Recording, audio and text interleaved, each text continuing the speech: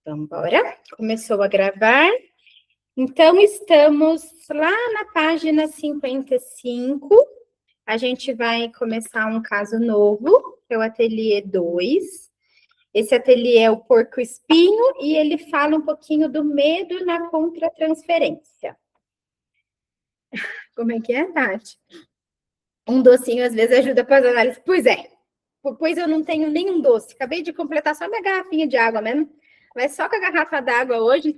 Hoje não dava nem para chorar. Falei assim para minha analista: não posso chorar porque eu tenho grupo depois. Pelo amor de Deus, vamos leve. Não foi muito leve, mas ok. Estou viva, vamos lá.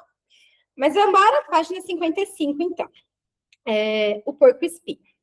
Em 1947, o Winnicott escreveu o artigo O ódio na contratransferência, no qual discute como é importante entrar em contato e elaborar esse afeto para recuperar a posição analítica.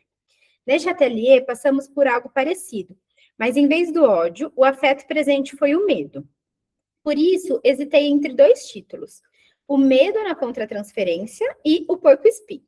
Optei pelo segundo, por uma questão de coerência com os demais títulos dos 3 volumes. Preferi expressões criadas para cada ateliê a termos técnicos. Aqui, achei interessante, né? Já tinha falado no encontro anterior de como ela coloca os nomes sempre mais poéticos, né? Isso eu gosto bastante, porque acho que faz a gente recapitular, assim, e lembrar sempre de um ateliê com alguma parte da técnica, mas a gente consegue lembrar melhor do conceito que ele fala, né? E também fiquei pensando sobre como quando a gente deixa passar alguns afetos da contratransferência, a gente perde a posição analítica, né? Por isso que ela fala aqui sobre se a gente não entrar em contato com o ódio, a gente não consegue recuperar a posição analítica, e a gente só recupera alguma coisa que a gente perdeu. Então, quando a gente não fala de alguns afetos, quando a gente não entra em alguns assuntos, quando a gente não pontua algumas coisas, a gente corre o risco, sim, de perder essa posição analítica no setting terapêutico, né? Então, acho interessante quando ela coloca esse conceito, assim, de que em alguns momentos a gente precisa parar, pensar, se haver com aquilo que está ali na cena, tanto na transferência quanto na contratransferência, para a gente poder recuperar algo, porque se a gente perde esse algo, e é algo do vínculo, da transferência, né, a gente perde a posição analítica, e aí, assim, é um passinho para a gente não fazer mais análise, para a gente fazer qualquer outra coisa, mas análise não é, né? Então, achei interessante, assim, foi 2, 3 palavrinhas que ela falou, mas acho interessante a gente marcar esse ponto. Quer falar, Tati? E isso na posição de analista ou de analisado? De analista. Aqui ela está falando sobre né, o texto do Winnicott é o ódio na contratransferência. E aí o que ele diz nesse texto é se a gente não se haver com esse sentimento e se a gente não observa os nossos próprios sentimentos na contratransferência, entendendo que a contratransferência é uma resposta à transferência, então, assim, não é que não tem a ver com analisando, mas é uma resposta a ele, né? Se a gente perde de observar alguma coisa que está ali no entre, a gente também corre o risco de perder o processo, de perder a posição e de perder aquilo que se tá em jogo ali na análise, sabe, Tati? Então, acho que é por esse lugar, assim. Mas vamos lá. A analista sentia que pisava em um campo minado e que qualquer intervenção equivocada faria a análise, ela, voar pelos ares. O clima no campo transferencial contra transferencial era tão tenso e denso que dava para cortar com uma faca. Foi necessário perder o medo do paciente para que ele pudesse perder o medo da analista. A elaboração da contratransferência permitiu à analista mudar de posição para distensionar o climão. No entanto, para chegar nisso, foi necessária a mudança de escuta.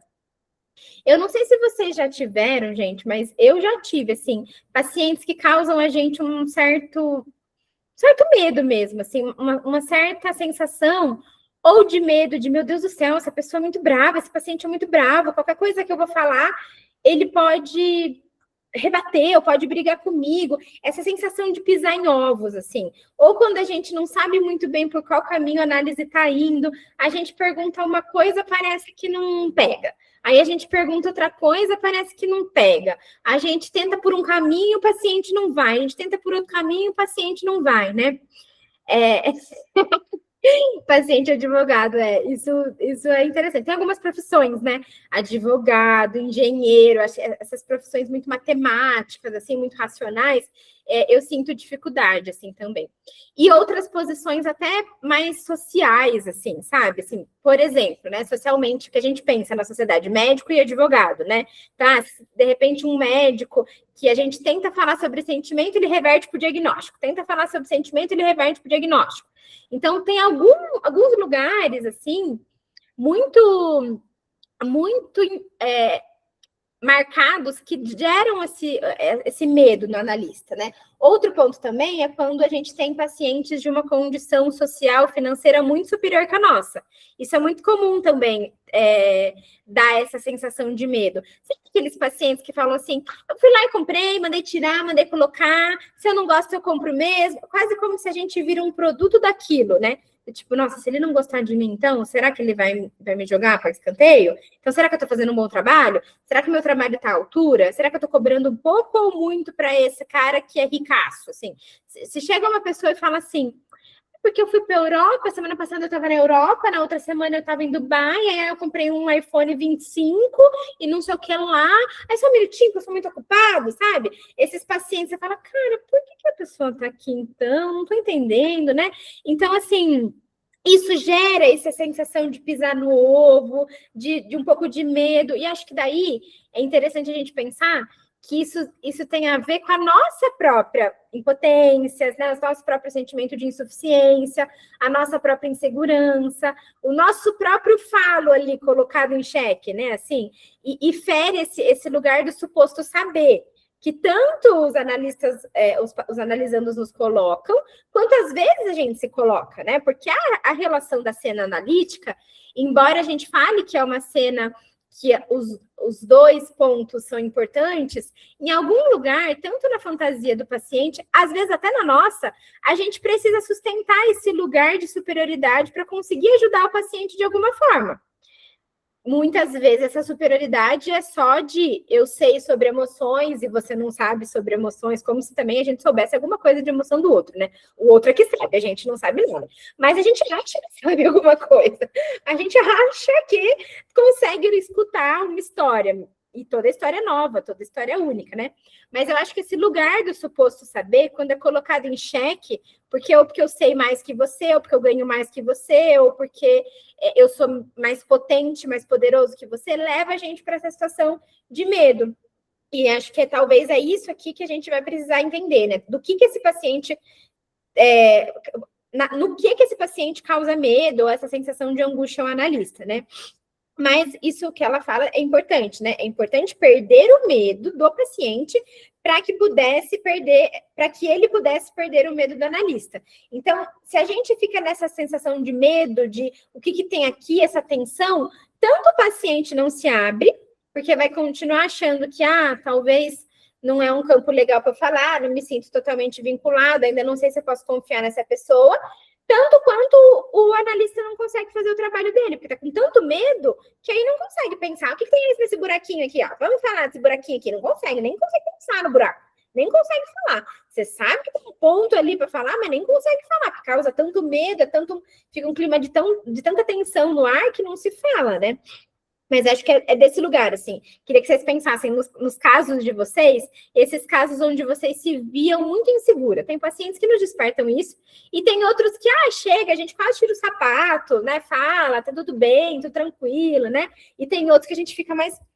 Será que eu tô com a roupa adequada? Será que não sei o que lá? Será que eu tô certo? Será que não tá escapando nada, né? Então, acho que talvez é desse lugar, né? Você tinha vontade de sair correndo, Vivi?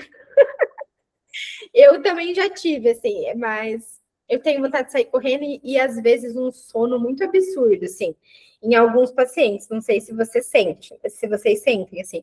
Alguns pacientes falam, gente, meu Deus do céu, eu estava ativa, estava com os olhos bugalhados, assim, no paciente anterior, esse dito aqui, eu tô com medo, tô com sono, de repente você fica até fazendo umas caras para não abrir a boca, assim, tentando não bocejar, né, na frente do paciente. Mas acho que é interessante a gente pensar nisso, assim, talvez esse ateliê é sobre isso, assim, como é que a gente observa as nossas reações, os nossos sentimentos diante daquele paciente, para entender que isso interfere completamente no campo de análise, né? Então, talvez olhar para a nossa contratransferência seja o grande aprendizado desse ateliê. Vamos ver. Agora lá, mudar de página. No lugar de um adulto que ataca por ódio, encontramos a criança no adulto que ataca por medo. Explico as aspas.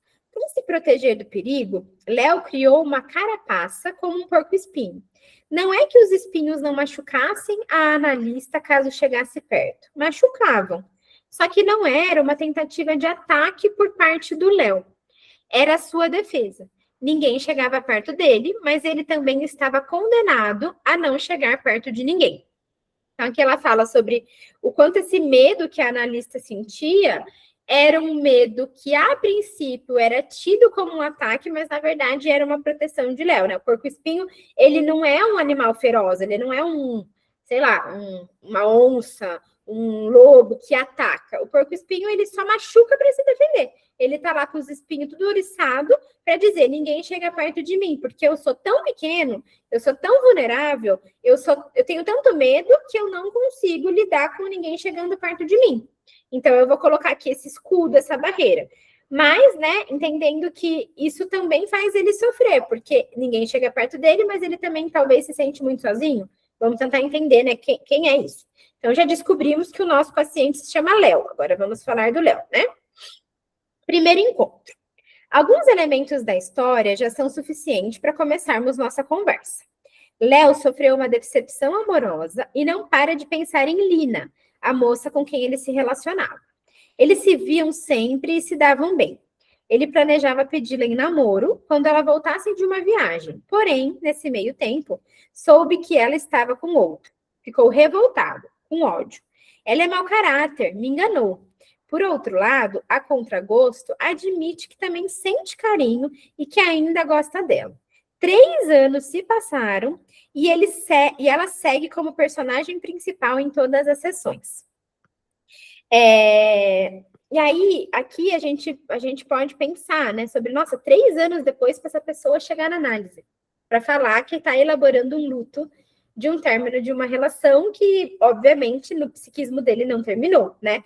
E aí aqui a gente vê essa ambivalência, né? Sente ódio, sente raiva, acha ela mau caráter, vagabunda, blá, blá, blá, blá, blá, né? Piranha porque ficou com outro, beijou outro, mas ao mesmo tempo, nossa, eu tinha tanta saudade dela, nossa, a Lina era tão boa nisso, tão boa naquilo, nossa, a gente se dava tão bem, tenho saudade daqueles momentos. Essa ambivalência, né, do amor-ódio, né, do ódio com amor, do amor com ódio, que assim, detesto, ainda bem que ela foi embora, mas como eu queria ela aqui pertinho, né, tão perto que eu não consigo tirar ela da cabeça, né. E aí a Marion pergunta, né, ao perder Lina, o que foi que Léo perdeu?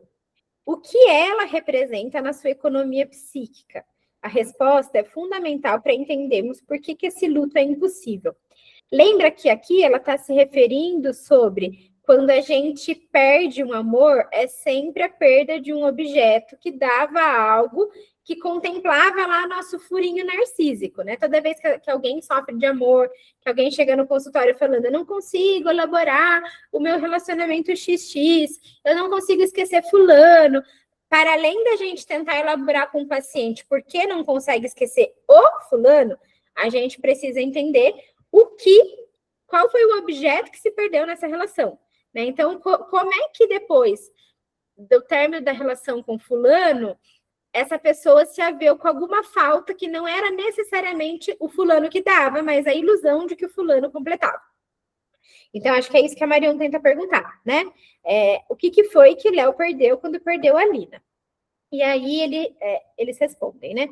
Ainda não temos resposta, mas sabemos que o paciente tem pesadelos frequentes com essa moça. São sempre iguais e ele acorda assustado. Logo veremos o teor deles. Contudo, se ele tem pesadelos de repetição, é porque a história com a Lina acordou algo da ordem do traumático. A compulsão à repetição do pesadelo sinaliza a tentativa de retomar o trabalho psíquico para elaborar o trauma. Aí a gente já vê, né, que o trauma, a Lina não foi a primeira cena traumática.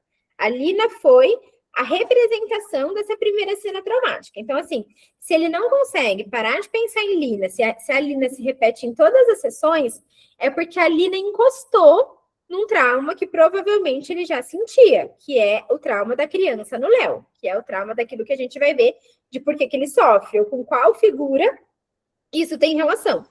Né? Então, quando ele fala, né, a compulsão à repetição sinaliza a tentativa de retomar um trabalho psíquico para elaborar um trauma, e esse trauma é um trauma anterior à Lina, né?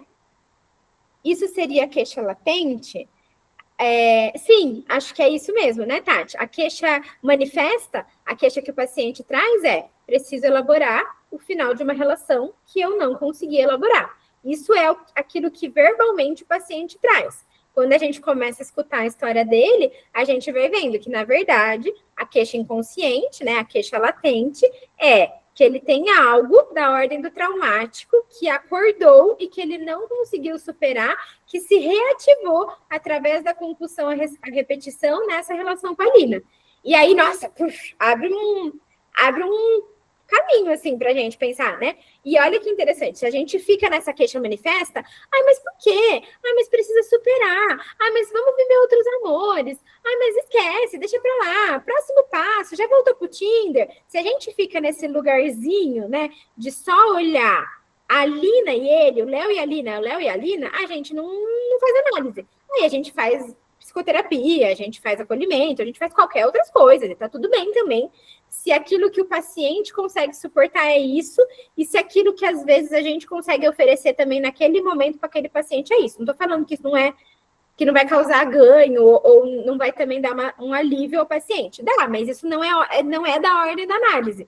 Quando a gente fala sobre o que é da ordem da análise, a gente está falando mais sobre isso. Assim, quando pisa no terreninho do inconsciente, que eu tenho diminuído, aí é que a gente está falando de análise, né? Antes a gente está falando de outras coisas, acolhimento, uma escutativa, tá tudo bem também, né? Mas é isso que ela fala. Então vamos ver o que é que retoma, né? Freud, em 1914 e 15, define trauma como qualquer experiência emocional cuja intensidade excede a capacidade de metabolização por parte do aparelho psíquico. Há um elemento comum a todas essas situações e experiências traumáticas. A pessoa estava despreparada, sem defesas. Não havia angústia sinal, que é o estado de alerta necessário para enfrentar um perigo iminente e evitar a desorganização psíquica pela inundação de uma angústia automática. O que ele está querendo dizer aqui, né? Às vezes, a gente tem a impressão de que tudo que é da ordem do traumático é da ordem do violento. E não necessariamente, né? Nem todo trauma é uma violência ou um abuso. Trauma é tudo aquilo que pegou o sujeito despreparado e que, por isso, ele tomou um susto. E esse susto de não estava preparado, não era isso que eu pensava que ia acontecer. Meu Deus do céu, ela me deixou e eu fiquei sozinho. Esse susto de o que ele fala aqui, né? Não dá para a pessoa ficar em posição de angústia sinal. O que é essa posição de angústia sinal? É aquele lugar de alerta. Sabe quando a gente está em casa e a gente escuta um barulho e a gente fala, será que tem alguém aqui? Essa angústia de eu vou lá na cozinha para ver. Aí a gente vai aos passinhos, né? Falando assim, se for um bandido, eu tenho uma faca ali na cozinha, a gente já começa a estabelecer plano de fuga, plano de rota, a gente começa a estabelecer alguma coisa. Não tô sozinha, peraí, meu celular, meu marido foi no supermercado, para quem eu ligo? Ai, minha mãe tá no Pilates, não consigo ligar para ela, meu Deus do céu, vou ter que pular a janela. Então, sei lá, a gente começa a pensar em um monte de coisa, naquele milésimo de segundo, que é uma preparação dessa angústia sinal, que nada mais é do que a gente entrar, né, em estado de alerta. E de alerta de luta ou fuga. Isso aí, se a gente for pensar na neurociência, blá, blá, blá, fugindo um pouquinho do campo da psicanálise, é isso. Quando a gente aumenta uma situação de perigo, o nosso cérebro, né, a parte pré-frontal lá do nosso cérebro, entra em situação de alerta e a gente fica pronto para duas coisas, ou lutar ou fugir. Isso é instinto animal. Quando a gente tá lá de boa, na lagoa, tá lá assim, achando que tá tudo em ordem, e algum ladrão entra na casa, seja porque o ladrão vai matar, vai abusar, vai roubar, vai só falar, oi, Dona Maria, sei lá. Se quando alguém entra na casa e a gente não está preparado nesse sinal de alerta, né, quando a gente não liga esse modo sobrevivência, alguém invade a gente, pega a gente no susto e pega a gente despreparado. E é por isso que a gente não consegue digerir, não consegue metabolizar, porque a gente não estava em situação de alerta. A gente não estava nesse lugar de preparo, né? Então, é isso que ela fala sobre o trauma ser algo que é da ordem dessa não capacidade de metabolização, né? Algo que não foi digerido.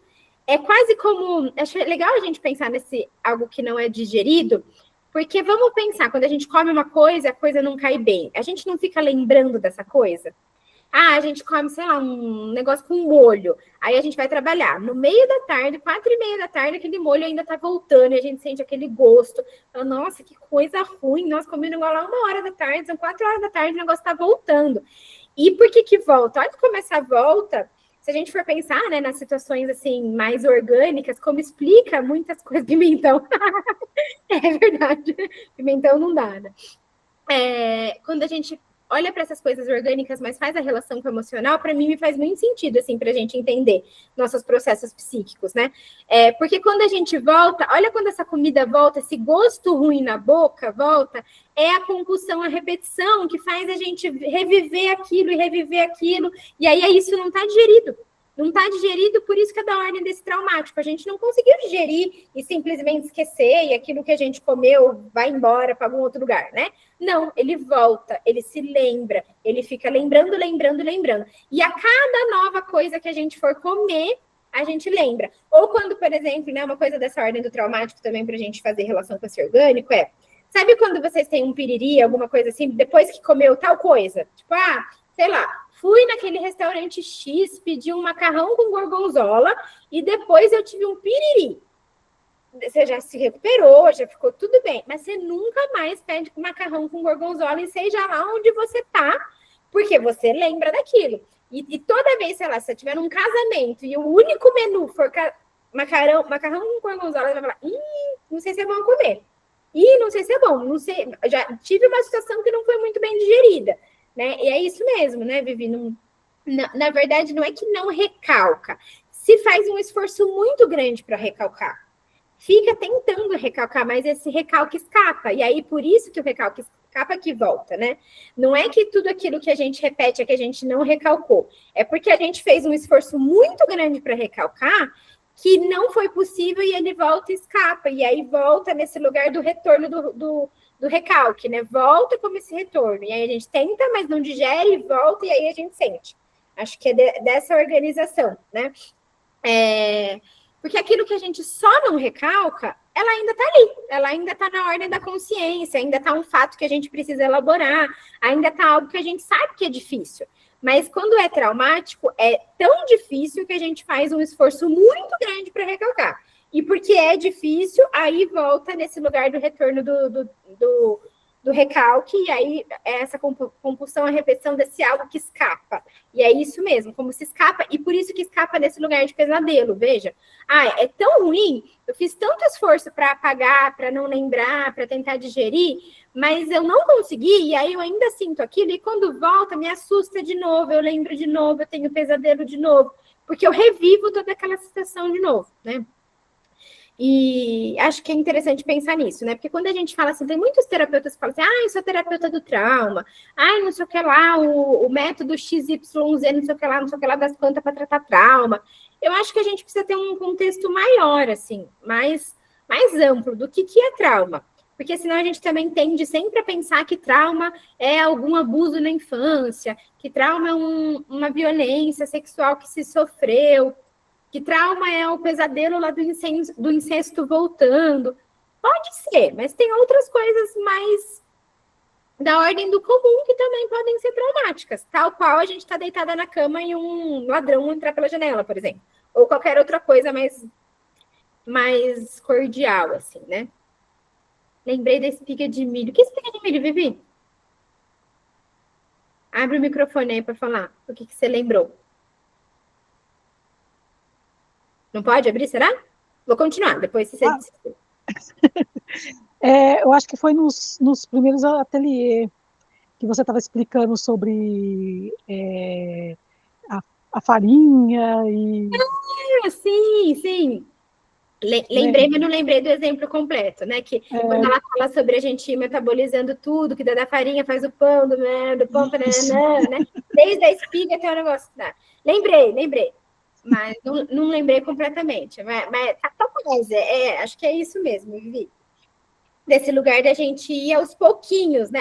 Eu acho que era sobre a questão de como metabolizar, né? De como a gente faz para metabolizar o trauma. Acho que era esse exemplo que a Marion estava dando, né? Que aí ela fala sobre a gente vai pegar a matéria-prima bruta e ir transformando aos pouquinhos até se fazer algo com aquilo. Né? No sentido de a espiga de milho a gente não pode fazer nada, mas a gente pode fazer alguma coisa com bolo de fubá.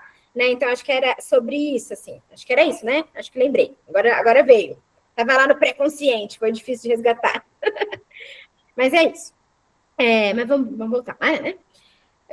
Foi exatamente isso que aconteceu com o Léo. Do seu ponto de vista, nada indicava que Lina pudesse se interessar por outro durante a viagem. Mesmo que não estivessem namorando oficialmente, ele sentia que o vínculo entre eles teria continuidade. Por isso, quando ficou sabendo que ela tinha outro relacionamento, foi devastador. Ele diz textualmente: eu fui pego de surpresa. Portanto, não se trata apenas de um luto impossível pela perda de um objeto de amor. Há também uma dimensão traumática, pela maneira como a perda aconteceu, desse susto que se teve, né? Aqui eu acho interessante a gente pensar, né, sobre às vezes aqueles conselhos que a gente recebe, né, como, você tem que superar o luto, você tem que partir para outra, você tem que dar volta por cima, como se fosse só desse lugar do luto impossível, né? Porque o luto é um fato. Um luto, se a gente perdeu, não tem mais o que se fazer, né? Tem que só elaborar o luto. Por isso que, às vezes, é muito mais difícil elaborar um trauma do que elaborar um luto. Porque o luto é uma perda que pode doer, pode passar, pode não passar, mas é algo que já se perdeu e perdeu, não volta mais. Né? É desse lugar de perdi algo que é impossível de ser resgatado. Só que olha só como o trauma ele é curioso, o trauma volta, né? O trauma assombra, o trauma lembra, o trauma a gente lembra, ai meu Deus do céu, eu tô sonhando com essa possibilidade de novo. O trauma tem esse lugar do retorno, por isso que é tão mais difícil a gente elaborar um trauma do que às vezes a gente elaborar um luto, por mais que às vezes um luto seja doído também, e o luto é uma luta, né, pra gente dar conta dele. Mas o luto é desse lugar do fato, tá feito. Não tem mais o que fazer, se perdeu. Mas o trauma tem esse elemento do retorno. Por isso que é importante a gente pensar, né, que aqui a gente está falando de duas coisas. O Léo perdeu um amor, sim, essa é a dimensão do luto, mas tem a dimensão traumática, que é ele perdeu algo que com a relação da Lina volta e provavelmente vai voltar em outra relação. E por isso talvez a gente precisa tentar pensar o que é. Lina, representante atual do objeto primário, era tudo para Léo. Desde que ela se foi, ele oscila entre o ódio e o vazio. Sente falta do que ela lhe proporcionava, que tem a ver com o luto impossível. E sente ódio pela ferida narcísica, que tem a ver com o traumático. Sabemos que um acontecimento é da ordem do traumático porque o passado não passou. O traumático mantém o sujeito enroscado com seu objeto, que se torna mal assombrado. Nesse sentido, os pesadelos com Lina não são apenas noturnos. Ela está dizendo, né, que ela tem pesadelo ele tem pesadelo com a Lina durante o dia também, acordado também, né, enquanto está vigilante também. Não é só sonhar com a Lina que é assustador, é pensar na Lina o tempo todo, né? E aqui achei interessante também essa relação que ela faz, né? Que o luto provoca sentimentos de tristeza, vazio, que está relacionado a essa perda, né? E o trauma provoca mais sentimentos de ódio, raiva e às vezes até desejo, né? Porque tem um desejo que retorne ali, né? Então, acho que é interessante a gente pensar nisso, assim, quando alguém fala assim, chega no consultório e fala, eu tô com uma situação que eu não tô conseguindo elaborar, pensar, passar, acho interessante a gente pensar assim, qual que é o sentimento que evoca a partir disso? É um sentimento de tristeza, de vazio, de perda, de solidão, de melancolia? Ah, então talvez a gente está falando de um luto. Ah, não, é um sentimento de ódio, raiva, irritação, às vezes até inveja, desejo. Ah, então a gente está falando algo talvez que é da ordem do traumático, né? Então achei interessante como às vezes a gente vai categorizando as coisas, embora não dá para falar que isso é aquilo, né? Tudo depende, a gente sabe que pode muitas coisas ser também a mesma coisa, mas achei interessante pensar nisso. Eu tô lembrando aqui de uma vez eu atendi uma senhorinha muito bonitinha, não vou dar detalhes, porque a gente, claro, né, não está no ambiente para isso, mas ela veio depois de muitos anos, coisas de décadas, elaborar o luto do marido. E muito interessante como ela ficou algum tempo na análise, mas em todas as sessões, se ela não falava do marido na entrada, ela falava na saída. Se ela não falava na saída nem na entrada, ela falava na sala de espera. Porque é desse lugar, assim, né, de o que não passou, volta e fica tão presente que mesmo depois de anos e anos e anos e anos, a pessoa ainda repete aquilo. Ainda está muito vivo ali no presente da pessoa, né? Mas, vamos lá. Volto à pergunta. Quem ou o que Lina representava em sua economia psíquica? Refiro-me ao conceito de transferência. Não no sentido mais comum da relação com o analista, mas da transferência para Lina enquanto representação do objeto primário. Lembro aqui o conceito de dupla transferência de Green sobre a linguagem e sobre o objeto. O que ela está falando aqui a Lina era a transferência de quem para Léo? E não no sentido da transferência do Léo para analista, mas Lina representava transferencialmente quem para o Léo? Qual é a figura que o Léo buscava e projetava na Lina, que lembra ele dessa cena primeira do trauma dele, que não é a primeira cena, mas é a segunda, né? Então, ele faz essa transferência de Lina com quem? É isso que ela está tentando buscar aqui, né? Explico. Na vida real, e para o Léo adulto, ela é uma ex-futura namorada. Na escuta analítica, ela representa, ou seja, é uma representação de um aspecto amado e odiado do objeto primário com quem a criança em Léo continua enroscada. Ou seja, Lina é um objeto externo e interno. Léo vem para análise para tentar se desenroscar desse objeto com quem viveu e continua vivendo uma decepção amorosa e uma ferida narcísica. Por ter sido traumática, essa perda não foi só vivida com tristeza, mas também com ódio.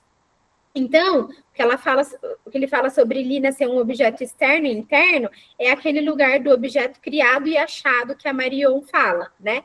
É externo porque tem a ver com aquilo que a Lina fez na realidade com o Léo e que evoca ele sentimentos negativos e essa dor da decepção e tudo mais. Mas é interno porque evoca no Léo uma figura de representação simbólica. Não é uma figura que é a Lina em si. É a Lina no externo, mas também é a Lina no que ela representa para ele. Ficou claro? Né? Então, é isso, né? Repetindo. A Marion falou, eu tentei explicar, agora ela vai explicar de novo. Vamos ver se vai ficar claro agora, né? A perda atual acorda uma perda do passado. É o que ela mesma refere, né? Da própria obra dela. Esta se atualiza e recobre alucinatoriamente a situação presente. Em outros termos, Léo transfere para a situação atual uma situação traumática já vivida no passado, mas que não foi elaborada por ele. Ele procura a análise porque sabe que é a sua chance de elaborar simultaneamente as duas perdas, já que Lina é, ao mesmo tempo, um objeto atual e uma representação do objeto interno. Então, é isso que a gente está falando aqui. Aí, a gente também tem mais outros elementos da queixa latente, né, Tati? É no sentido assim de, tá, agora eu entendi que o Léo precisa superar a Lina, mas também não é só a Lina. É a Lina e mais alguém que a gente ainda não soube quem é, né? Se a gente faz apostas, e se a gente é um bom psicanalista, isso tem a ver com a mãe, talvez, não sei, né? Algo talvez do complexo de Édipo, mas também não podemos afirmar, né? Porque pode ser de qualquer outro objeto, não cheguei a ler o ateliê completo, mas vamos ver. Mas aí, a gente pode pensar nisso, né? Então, são duas perdas. O paciente, o pobre do paciente, está achando que vai para análise só para falar da Lina, né? Sabe aquela coisa de eu vim para análise para falar disso e de repente eu estou falando daquilo. É exatamente isso, né? O pobre do Léo achou que só estava indo para análise procurar um psicólogo, um terapeuta, porque ele estava vivendo uma decepção amorosa, estava sofrendo de amor e vou lá só para resolver isso, 5 minutinhos, 5 sessãozinhas, eu faço e tchau, tchau, nunca mais preciso do psicólogo. Aí ele entra lá e descobre que o psicólogo é analista, psicanalista e fala, ferrou, porque eu vou ter que falar da minha mãe, eu vou ter que falar do meu passado, vou ter que falar da minha infância, vou ter que falar do bullying que eu sofri, etc e tal, né? Então é isso, né? Ele achou que estava tudo certo, mas no final das contas ele viu que o negócio era mais embaixo. Ou às vezes ele não viu, mas a analista já viu, né? Para saber quem ou o que ela representa transferencialmente, precisamos acessar sua experiência subjetiva. Do ponto de vista metapsicológico, há muitas possibilidades, e cada uma nos remete a um tipo de funcionamento psíquico. Aqui ela traz algumas hipóteses diagnósticas, mas não vamos pensar em hipóteses diagnósticas, vamos pensar em hipóteses traumáticas que ela pode pensar sobre o que pode ter acontecido com o Léo. A criança em Léo cai do psiquismo da mãe e despenca do nada, ou seja, perdi o chão, né? Então, será que o Léo sofre tanto pela repetição dessa cena? Eu tinha alguém que me sustentava e do nada eu não tenho ninguém, perdi o chão. Então, será que tem a ver com a mãe? Será que tem a ver com esse despencar de repente eu tinha e de repente perdi? Então, né, perdi o chão é uma possibilidade, né? A outra possibilidade é a súbita perda de uma posição subjetiva. Então, não tenho, nunca tive valor aos olhos dela. Aqui ele está falando mais de uma perda no sentido de identidade, de validação, né? Ou seja, eu era importante para alguém, eu era escolhido de alguém e, de repente, eu não sou mais escolhido de ninguém. De repente, ela me trocou por outro. De repente, eu não era mais prioridade, eu não era mais o objeto principal. Do mesmo jeito que a Lina era tudo para o Léo, de repente, o Léo não era mais tudo para a Lina, né? Então, às vezes, pode ser essa perda da posição subjetiva, né? Ou uma humilhação narcísica intolerável ligada ao Édipo. Como fui idiota de achar que ela me amava, né? Então, nossa senhora, eu achei que eu era o escolhido dela, por isso a gente ia fazer um parzinho para sempre, eu e Lina e eu, e de repente ela me troca por outro. Então, isso fere lá aquela ferida narcísica do Édipo de a minha mãe não me escolheu, minha mãe escolheu meu pai, eu não sou o bebezinho da mamãe. Eu não sou o bebezinho que a mamãe ama, né? Eu não sou a preferida. Nossa, minha mãe tem relações com outras pessoas, minha mãe, então, teve relação com meu pai para ter eu, né? Então, eu não sou tudo da minha mãe não é meu tudo. Será que, então, tem a ver com essa humilhação narcísica, né? Ou, então, é ciúme ou inveja ligados à exclusão edipiana. O que ela tem que eu não tenho? Então tem a ver com algo nesse sentido de o que ele tem que eu não tenho, né? Olha ela, eu falei autofábio, né? Então, olha meu autofábio, né? O que ele tem que eu não tenho. Então, talvez tenha a ver com esses ciúmes e essa comparação de outra pessoa é mais potente que eu. Outro homem tem outros atributos que fizeram com que Lina se apaixonasse por ele e não por mim. Então, de algum lugar, é a constatação dessa impotência, né? Eu tenho inveja, eu tenho ciúmes de alguém que foi mais capaz de reter um amor do que eu. Ela foi meu ato falho. É ele.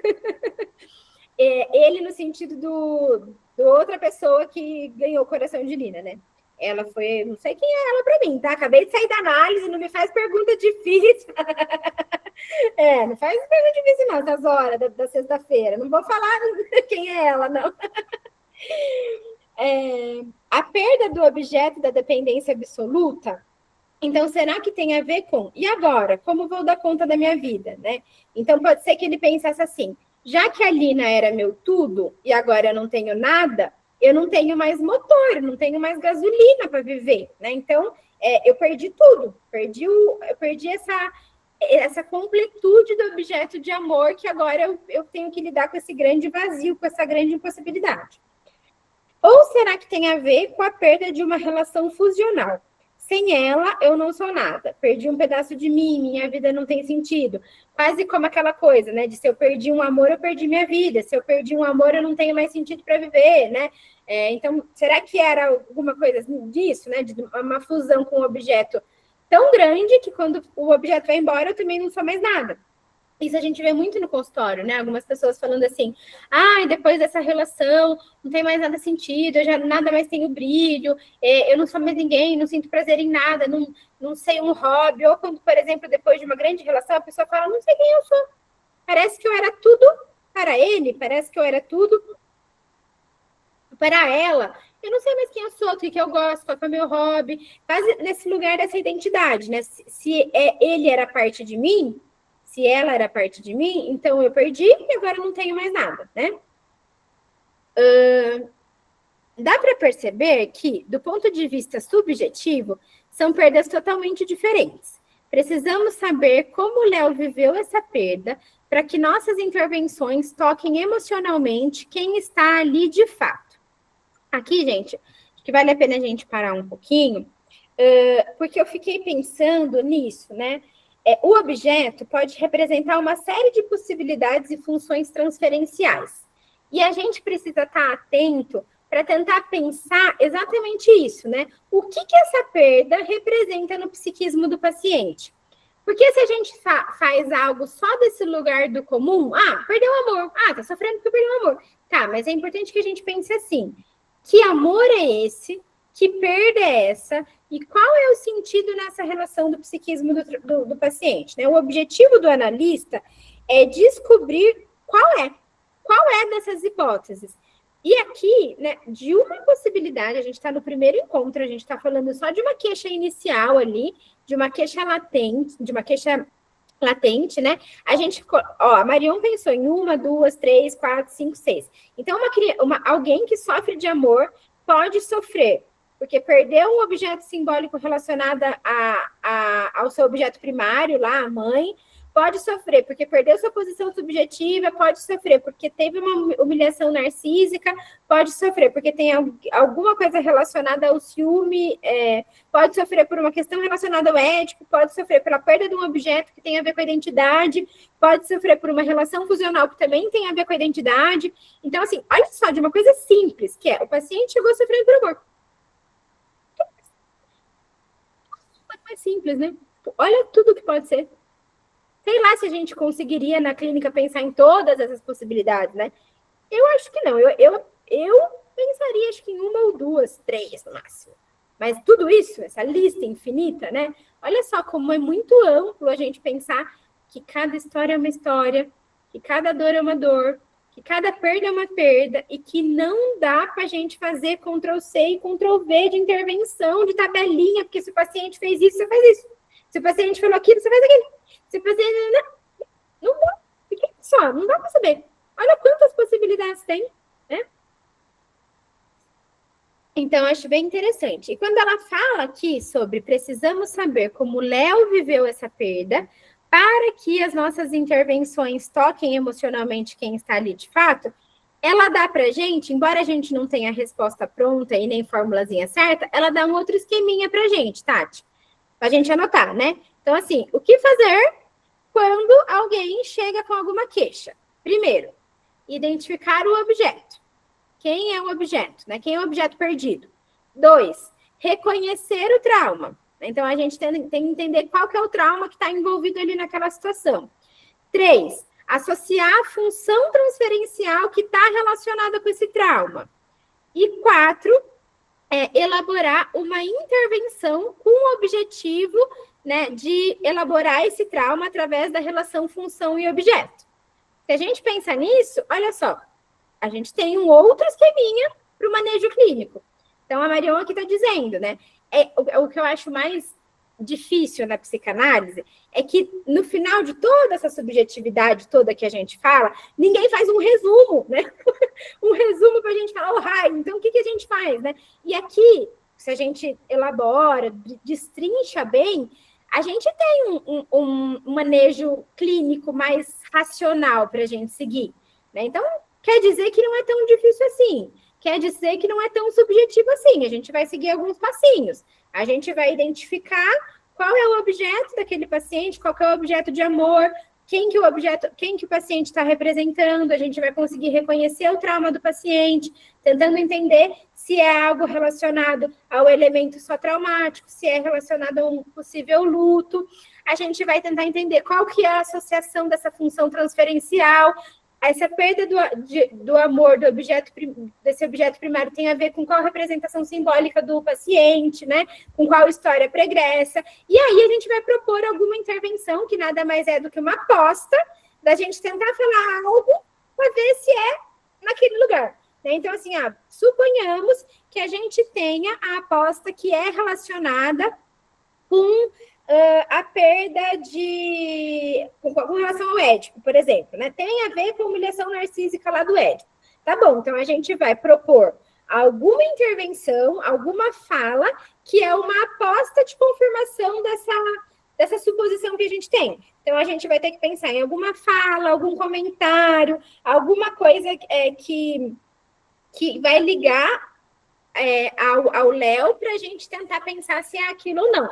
Por exemplo, se eu acho que tem a ver com uma humilhação narcísica intolerável ligada ao Édipo, né? Como eu fui idiota de achar que ela me amava, a gente pode, entendendo toda essa situação, né? Identificando tudo isso, reconhecendo o trauma, fazendo a associação transferencial e propondo uma intervenção, tudo isso, nos 5 minutinhos que a gente está lá fazendo cara de caneca na poltrona, né?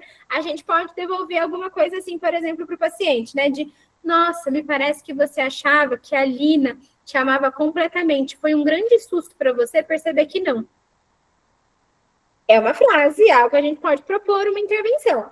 Mas tá vendo que essa intervenção, ela não vem só do que eu acho, daquilo que a história me tocou, de alguma coisa aqui que eu preciso achar para falar para o paciente, só porque ele fez uma pausa, então quer dizer que tem uma fala minha agora. Não é algo à toa. A gente está propondo uma intervenção, só que as nossas intervenções, as nossas ferramentas, são através da fala. Porque aqui a gente trabalha com isso, né? O paciente fala o contexto todo, a história dele toda através da fala, e a gente faz ferramenta, a gente faz manejo, a gente faz intervenção também através da fala. Né? Então, é isso tudo que ela está tentando explicar nisso, né? De como é que a gente consegue entender como o Léo viveu essa perda para que a gente possa colocar alguma intervenção possível, alguma intervenção que faça sentido, mas alguma intervenção que não seja aleatória, né?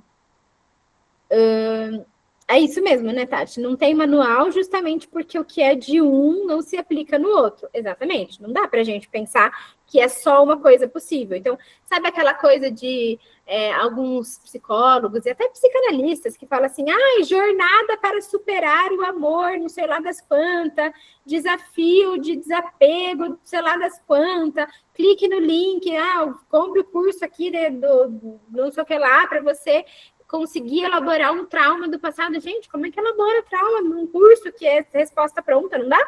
Eu nem sei o que aquele trauma tem a ver, né? Às vezes nem o paciente sabe, tão pouco o analista sabe, porque quando um paciente chega, tudo que a gente tem do paciente são inúmeras dúvidas, será que é isso? Será que é aquilo? Será que não é? É até, às vezes, um tanto quanto delicado, quando a gente já tem uma certeza muito grande, assim, não sei se vocês já pegaram algum caso, que na primeira sessão a gente já fala, é isso, pá. A gente fica cego, e a gente só fica batendo naquele ponto,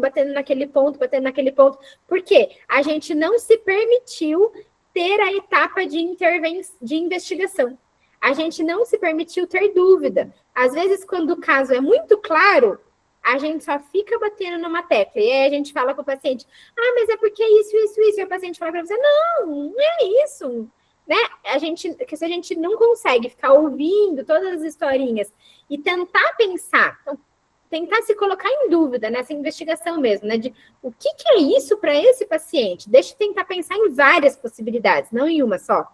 Se a gente já fica muito marcado, a gente não consegue avançar, né? E é isso, gente. Acho que a gente pode parar por aqui, porque a gente vai começar as historinhas, né? O Léo vai começar a falar as historinhas, mas aí, para a gente não avançar e não parar em nenhum meio do caminho, acho que a gente pode ficar por aqui. O que vocês acharam dessas historinhas, da história de Léo, assim, do que a gente conversou até aqui? Alguém quer falar algum ponto? pouquinha coisa a gente falou, né? Primeiro eu quero te agradecer por propor esse grupo, porque foi assim que eu aprendi a ouvir as historinhas. E tá sendo ótimo. Mas o título já desse ateliê me lembrou aquele livro, eu nunca li, mas eu já ouvi a teoria do Dilema do Porco-Espinho, acho que é o Karnal, que tem um livro desse. Que os porcos espinhos, não sei nem se é assim que fala, gente, mas o porco-espinho, no inverno, ele não pode ficar, né, igual os animais costumam fazer, uns bem próximo ao outro, porque senão um machuca o outro por conta do espinho. Então, aí acho que eles têm que encontrar um jeito de se aquecer, mas também sem se encostar um no outro. Logo no comecinho lá, quando ela explica, né, o porquê ela colocou esse nome, me lembrou desse livro do Karnal. Ai, que interessante, Tati. Eu nunca tinha visto isso, mas é verdade mesmo, né? De tanta defesa que a gente cria, no final a gente acaba desprotegido da mesma forma. Não se protege do outro, né? Se protege, aliás, do outro, mas não se protege do frio. Não tem como se proteger do frio, né? Então, acho que às vezes é para pensar nisso mesmo. Quando a gente tenta muito estabelecer uma defesa e ela é muito rígida, a gente acaba escapando numa outra vulnerabilidade. Bem interessante, né? E é isso, eu acho que assim, a Marion também veio com um grande presente para mim, porque ela também me ajudou nesse lugar de todo paciente conta uma história, né? E essa história tem a ver com algo que fala, que dá brecha, que escapa esse inconsciente. Se a gente puder estar atenta na história que o paciente conta, a gente vai chegar a alguma coisa inconsciente. Mas para isso a gente tem que estar muito atenta. E esse estar atenta, eu acho que é o que Freud falava da atenção flutuante, né? Porque quando a gente escuta só com o ouvido do automático, com o ouvido do, o que você fez com isso? Tá bom, me conta essa história. Mas aí você fez o quê? A gente não está ouvindo com a escuta analítica, com essa escuta da atenção flutuante. E o que ela faz aqui a todo momento, ela fica flutuando, né, entre a historinha que o paciente está contando, que é uma historinha da realidade, uma historinha da ordem do comum, do automático, fiquei brava hoje no meu trabalho porque fulana fez isso, né? E aí, ela pega isso aqui e vai destrinchando. Não, então o paciente sente isso, sente aquilo, então isso tem a ver com isso. Essa historinha se repete, esse personagem se repete. E eu acho muito incrível como a Marion vai fazendo isso e da maneira que chega, você vê? Demora. E assim, nem demora tanto, né? Porque aqui a gente tá falando de 4 ateliês que ela faz um monte de suposição que a gente fica, tá, entendi, então era isso, né? Mas ela vai, a gente vai caminhando, vai conseguindo passar por essa dúvida. Eu acho que talvez o que mais a Marion traz, né, é esse poder passar por essa dúvida e entender que se a gente suporta esse momentinho do dúvida, do não saber, a gente chega a algum saber. Né? Se a gente consegue entender essa dúvida que o paciente muitas vezes traz, né? E ele pergunta assim pra gente, e aí, qual é que eu tenho? E aí, se a gente consegue suportar ou não faço a menor ideia, mas vamos saber junto, aí vem alguma coisa, né? Aí vem o rico da análise, né? Acho muito interessante também, né? Estou aprendendo também, todas estamos aprendendo, né? Que bom. Mas, gente, então é isso por hoje. Espero que vocês tenham gostado. Vamos sextar, a caneta caiu. Bora final de semana, nos vemos próxima sexta, então. Beijo. Tchau, tchau.